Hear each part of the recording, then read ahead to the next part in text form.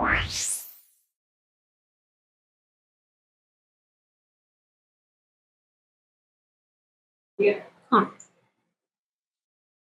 Hello student, welcome back to our channel MU education services.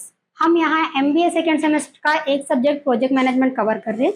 हमने last video में project levelling and loading, importance, objective बहुत ही अच्छे से कवर किया है। अगर आपने वो वीडियो नहीं देखी है तो प्लीज आप वो वीडियो जरूर देखिएगा।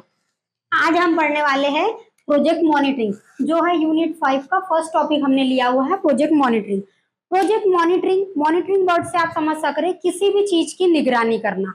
आप अपना एक प्रोजेक्ट रन कर रहे हैं, उसको आप देख रहे हैं, चेक कर रहे हैं कि काम सही से हो रहा है या नहीं हो रहा है। मान लीजिए आप एक टीचर है, आप बच्चों के एग्जाम ले रहे हैं, तो सही से एग्जाम चल रही है, टाइम सही चल रहा है, या फिर कोई बच्चा नकल तो नहीं कर रहा है, ये सब कुछ आपको देखना होता है। ठीक है, तो उसी को कहते हैं हम मॉनिटरिंग। मॉनिटरिंग मतलब निगरानी।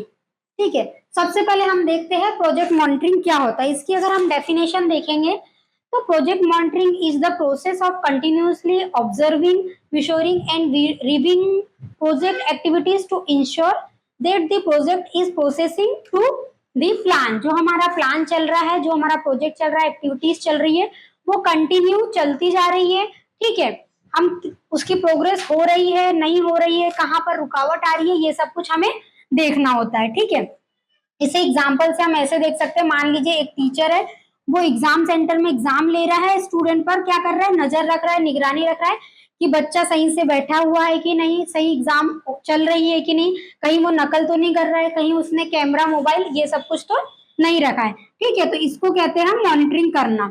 वैसे ही जो एक प्रोजेक्ट मैनेजर होता है, वो प्रोजेक्ट पर निगरानी रखता है, वो मॉनिटर करते रहता है प्रोजेक्ट सही से चल रहा है, कितना टाइम लग रहा है, कितना कॉस्ट लग रहा है, क्या क्या समस्याएं आ रही है ना, उसे टाइमली वो सॉल्व करता है।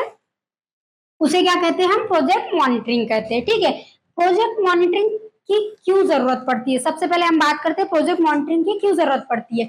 मान लीजिए हम एक, सबसे अच्छा एग्जाम्पल मुझे लगता है घर का। ठीक है, अगर हम घर बना रहे, क्योंकि हम सब लोग इस बात से रिलेट करते हैं, कभी ना कभी सभी लोगों का एक बार एक ड्रीम हाउस का, बड़ा हाउस का एक क्या कहते हैं उसे, ड्रीम रहता है। तो जब हम घर बनाते हैं, हमारे पास 10 लाख रुपए का बजट है। ठीक है, 10 लाख का बजट है, हमें उसमें घर बनाना है, तैयार करना है। तो हम देखते हैं कि कितना टाइम लगेगा, हमें कितने टाइम में अपना घर क्या करना है, कंप्लीट करना है, कितना पैसा लगेगा। मान लीजिए 10 लाख का बजट है, ऐसा ना हो कि हमने बिल्कुल हवा हवा में कर लिया कि नहीं, हम इस टाइल्स की जगह ये टाइल लगाएंगे, ये फर्नीचर की जगह ये फर्नीचर ऐड करेंगे, ऐसा इंटीरियर होगा। 10 लाख से बजट हमारा 20 लाख पर चले गया, तो सब कुछ गड़बड़ हो जाएगा। देन उसके बाद क्वालिटी, क्वालिटी भी हमें मेंटेन करके रखनी है कि हम उसमें चेक करते रहेंगे कि हम जो मटेरियल यूज कर रहे हैं, हम जो फर्नीचर यूज कर रहे हैं, ठीक है, हमारा जो मिस्त्री वो सही से काम कर रहा है कि नहीं, सही हमारी क्वालिटी आ रही है कि नहीं। इसलिए हमें जरूरत होती है किसकी, मॉनिटरिंग की। मॉनिटरिंग मतलब हम जब निगरानी रखेंगे, तब तो हमें पता चलेगा कि टाइम से काम हो रहा है, कहीं डिले तो नहीं कर रहा है जो मिस्त्री है या जो हमारा लेबर है, जो हमारा मटेरियल यूज हो रहा है, जो एल्युमिनियम कि जो हम खिड़कियां लगा रहे हैं वो यूज हो रही है, तो वो सही प्रॉपर मेटल है या नहीं है। ठीक है, तो ये सब कुछ हमें क्या करना होता है, देखना होता है। कॉस्ट हमारा अंडर कॉस्ट है या बिल्कुल ही बाहर जा रहा है, तो ये इन सब चीजों की जरूरत होती है। जब हम मॉनिटरिंग करते हैं तो ये सब में दिक्कतें हमारी नहीं आती है। अब हम देखते हैं कि प्रोजेक्ट मॉनिटरिंग के उद्देश्य क्या क्या होते हैं। अगर हम उद्देश्य की बात करें यहाँ पर, तो हम देखते हैं कि फर्स्ट इज हमारा ट्रैक प्रोजेक्ट प्रोसेस। ठीक है, हम प्रोजेक्ट की प्रोसेस को ट्रैक कर सकते हैं कि हमारा प्रोजेक्ट कहां तक पहुंचा है। अगर वो कंटिन्यूसली रन होते जा रहा है तो ओके है, अगर कोई दिक्कत आ रही है तो हम उस प्रॉब्लम को समझकर सॉल्व करते हैं। ठीक है, second is compare actual and plan performance. जो हमारी, हम कंपेयर करते हैं कि जैसा हमने प्लान किया था वैसी ही प्रोसेस चल रही है या कुछ चेंजेस आ रहे हैं, या हमने जिस टाइम की, मान लो हमने सोचा था फर्स्ट वीक से सेकेंड वीक तक हमारा जो रूम नंबर 1 है उसका पूरा इंटीरियर हो जाना चाहिए, फर्निश्ड हो जाना चाहिए, तो वैसा प्लान के हिसाब से चल रहा है या नहीं चल रहा है, हम अपने प्लान के हिसाब से परफॉर्मेंस को देखते हैं। Third is identify problems early. इसमें क्या होता है कि जब हम मॉनिटरिंग करते हैं तो हम आइडेंटिफाई कर सकते हैं हमारी प्रॉब्लम्स को जल्दी से जल्दी, और जल्दी से जल्दी जब हम अपनी प्रॉब्लम्स को आइडेंटिफाई करते हैं तो हम उसका सोल्यूशन निकाल पाते हैं, और सोल्यूशन जब निकल जाता है तो हम जो अपना प्रोजेक्ट है कंटिन्यूसली रन करते रहते हैं। Fourth is control cost and schedule. ठीक है, जो हमारा शेड्यूल है कि हमारा 6 मंथ का शेड्यूल है कि हमें 6 मंथ में अपना ड्रीम हाउस बनाना है, एंड हमारा जो 10 लाख का बजट है उसके अंडर बनाना है। तो हम अगर राइट मॉनिटरिंग करेंगे तभी हम उस budget, under budget and schedule में रहते हुए क्या करेंगे, अपने प्रोजेक्ट को कंप्लीट कर पाएंगे। Fifth is improve decision making. ठीक है, अगर हमारी सही से मॉनिटरिंग है, सही से अगर हमारी मॉनिटरिंग है अपने प्रोजेक्ट में, तो हम डिसीजन जल्दी से लेने में क्या करेंगे, हमें आसानी होगी कि हम देख पाएंगे कि हाँ इस वाले चेम्बर में ये प्रॉब्लम आ रही है, तो हम फटाक से क्विकली उसे कंसल्ट करके हम उसे चेंज कर सकते हैं। ठीक है, 6 की बात करें हम, इंश्योर प्रोजेक्ट सक्सेस। अगर हम मॉनिटरिंग करते हुए सब कुछ लेवल से हम स्टेप बाय स्टेप काम कर रहे होते हैं कि प्रोग्रेस कंटिन्यूस चल रहा है, जैसा हमने प्लान किया था वैसी परफॉर्मेंस हो रही है, प्रॉब्लम्स का हमें पहले ही पता चल जा रहा है, उसका हम सोल्यूशन निकाल ले रहे हैं, कॉस्ट को कंट्रोल कर रहे हैं, शेड्यूल के हिसाब से काम कर रहे हैं, डिसीजन हम जल्दी से जल्दी ले पा रहे हैं, जिससे क्या हो रहा है, प्रॉब्लम का सोल्यूशन निकाल पा रहे हैं। इससे क्या होगा, हमारा जो प्रोजेक्ट सक्सेस है उसकी रेट क्या होगी, बढ़ जाएंगी। यही हमारा क्या होता है, उद्देश्य होता है प्रोजेक्ट मॉनिटरिंग का।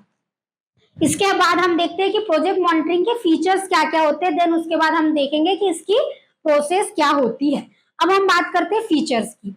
फीचर्स की अगर हम बात करें तो कंटिन्यूस प्रोग्रेस जो होता है, काम हमारा कंटिन्यू चलते रहता है, लगातार चलती रहती है, हमारा प्रोग्रेस क्या होती है, लगातार चलती रहती है।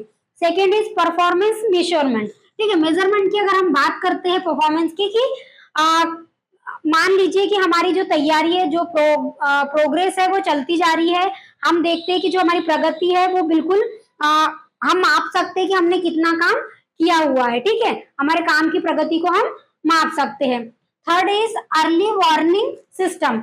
हम देख सकते हैं कि अगर प्रॉब्लम हमें मालूम चल गई तो हम उसको फटाक से उठा के क्या करेंगे, उसका सोल्यूशन निकाल लेंगे। देन सोल्यूशन निकालने के बाद नई स्क्रिप्ट बनाते हैं हम, फिर हम उस लेबर को, मिस्त्री को, कॉन्ट्रैक्टर को, जो भी है उसे समझाते हैं, देन वो फिर उस हिसाब से काम करता है।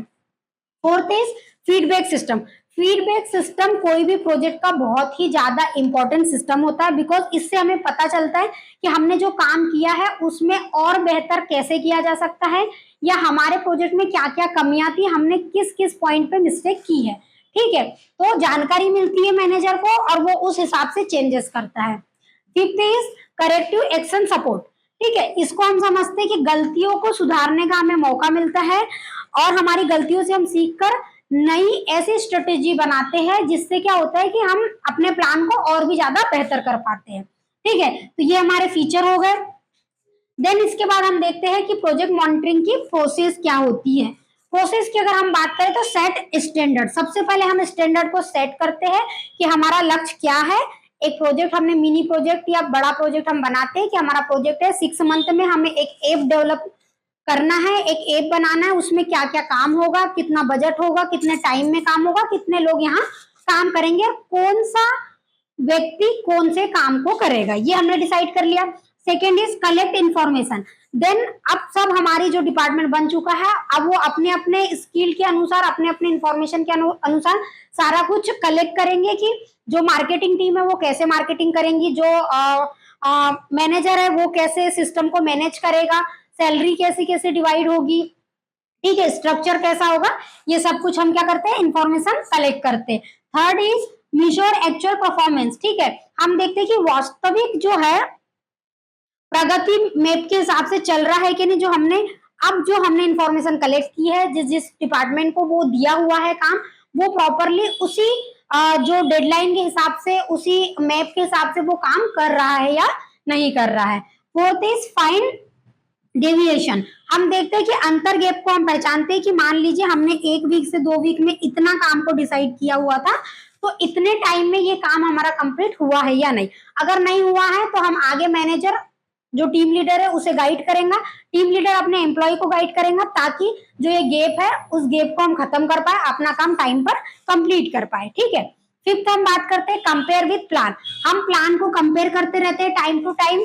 जैसे मान लीजिए आपने कॉर्पोरेट सेक्टर में देखा होगा कि जब वो ऑफिस स्टार्ट होता है 10 बजे, तब भी एक मीटिंग होती है, बताया जाता है कि आपका ये टारगेट है, ये ऐसे ऐसे आपको करना है, ये कंप्लीट करना है। एंड जब ऑफिस खत्म होने वाला होता है 6 बजे, तब भी एक मीटिंग होती है, तब भी बताया जाता है कि आपने ये जो टारगेट मिला था वो कंप्लीट किया है, नहीं किया है, नहीं किया है तो क्यों नहीं किया, और कल आप कैसे कर सकते हैं।